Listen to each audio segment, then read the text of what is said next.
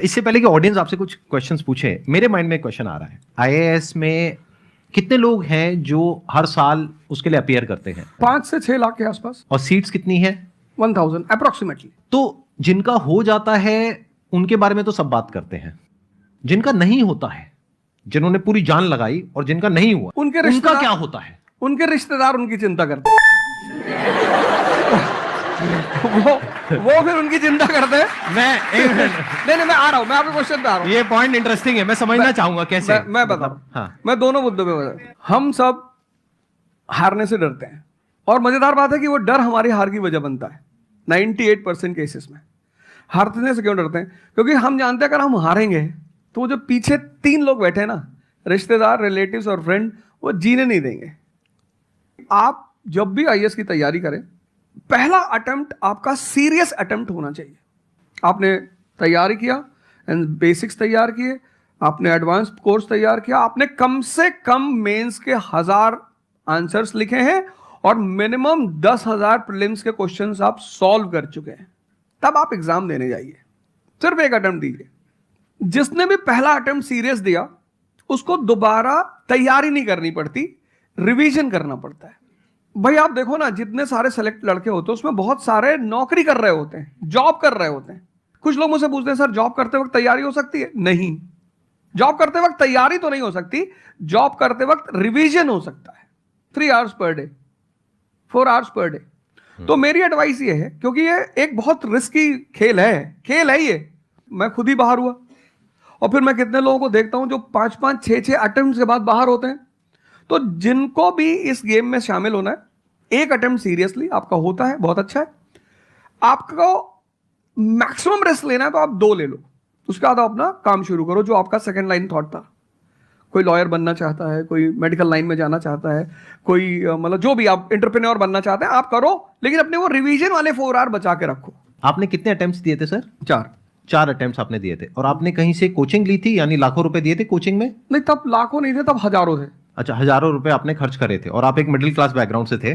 तो टोटल 4 साल में आपका कितना पैसा लग गया होगा? रहना, खाना, पीना, और आपने तो पूरी तैयारी करी होगी, साथ में कुछ और नहीं किया होगा? I think so. कुछ नहीं किया, बिल्कुल। तो कितना आपका 4 साल में अच्छा खासा पैसा? 5-6 लाख रुपए लगे। 5-6 लाख रुपए उस समय लगे। आज के समय पे अगर किसी को कोचिंग लेनी है तो आई थिंक इससे 3-4 गुना, 5 गुना आराम से लगेगा। आराम से लगेगा। तो 15-20 लाख रुपए उस इंसान का लग गया, और वो है एक मिडिल क्लास बैकग्राउंड से। अब वो कहीं ऐसा तो नहीं कि वो ना यहाँ करा ना वहां करा 4-5 साल बाद? हाँ, वही मैंने कहा कि अब आप, हमारे समय तो ठीक था, अब आप रिस्क पूरा नहीं ले सकते। You have to be cautious. अब इनको कॉशियस होना पड़ेगा कि ठीक है, जैसे बड़े सारे लड़के क्या करते हैं, वो 1-2 अटेम्प्ट ऐसे ही देते हैं। अब तो इनके पास 6 अटेम्प्ट है। ओबीसी हैं तो और ज्यादा है, SC ST हैं तो और ज्यादा है। और मैं कहूंगा आप किसी भी कैटेगरी से आते हैं, आप 2 अटेम्प्ट से ज्यादा कभी मत मानिए। ये पॉइंट बहुत अच्छा है कि आइडियली आपको अपने माइंड में ये रखना है कि एक ही अटेम्प्ट है मेरे पास में, मैक्सिमम अगर आपकी फैमिली अफोर्ड कर सकती है तो 2 अटेम्प्ट है। बिल्कुल। उसके बाद में अपने काम पे ध्यान देना है और इसको एज अ रिवीजन की तरह देखना है, मतलब इसको साथ साथ में चलाना है। ये नहीं कि अपने 5 साल या 6 साल लाइफ के सारे यही निकाल दिए और सारा पैसा घर वालों का लगा दिया, या उन्होंने खेत बेच दिया या लोन ले लिया। ऐसी बहुत कहानियां मैंने सुनी है सर लोगों की, और बहुत ही दर्द होता है ऐसी कहानियां देख करके। ऐसे लोगों की जो कहानियां हैं वो उसको सुन करके बहुत ही बुरा लगता है अंदर से। चलिए आगे बढ़ते हैं जी। Sir, I wanted to ask how to fight the basically fear that we feel. Like there are lot many fears that we face, not only in studies but in each aspect of life. There is some kind of fear. How to fight that? How to come back? How to have that courage in life? Fear बड़ी प्यारी चीज है। हमने कुछ words को बड़ा negative बना लिया है।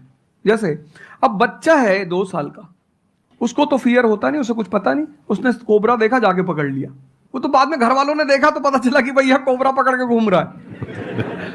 लेकिन हम बड़े हो गए ना, अब हम कोबरा देखेंगे तो वो हमारी बॉडी की जो मैकेनिज्म है वो हमें वार्न करेगी, अलर्ट करेगी। That is natural fear. वो अच्छी चीज है। जिस चीज की आप बात कर रहे हो वो फियर नहीं है, वो ओवर थिंकिंग है। आज का जो युवा है वो फियर से परेशान नहीं है, वो ओवर थिंकिंग से परेशान है। अब ये ओवर थिंकिंग क्यों है, उस फैक्टर पे आते हैं। ओवर थिंकिंग की वजह क्या है? ओवर थिंकिंग की वजह यह है कि आज का समाज इतना एक्सपैंड कर चुका है। You are outside your house, तुमको तुम्हारी दोस्त मिल गई कि मैं कल लंदन से आई, क्या लाइफ है लंदन में यार, और मैं तो ये कर रही वो कर रही, आपको लगा हम ही पागल है यार, आईएएस की तैयारी कर रहे हैं। फिर शाम को किसी फ्रेंड का फोन आ गया कि मैं तो अब ऑस्ट्रेलिया जा रही हूँ, मैं तो वहीं सेटल हो जाऊंगी। 90s में हमारे पास इतने स्कोप नहीं थे। हमारी जो लाइफ थी वहां ओवर थिंकिंग इसलिए नहीं थी, आपने भी सर देखा होगा, क्योंकि हमारे पास इतने स्कोप नहीं थे। आज तुम्हारी जनरेशन में यू हैव मल्टीपल फील्ड्स, मतलब इतने सारे फील्ड्स ओपन है।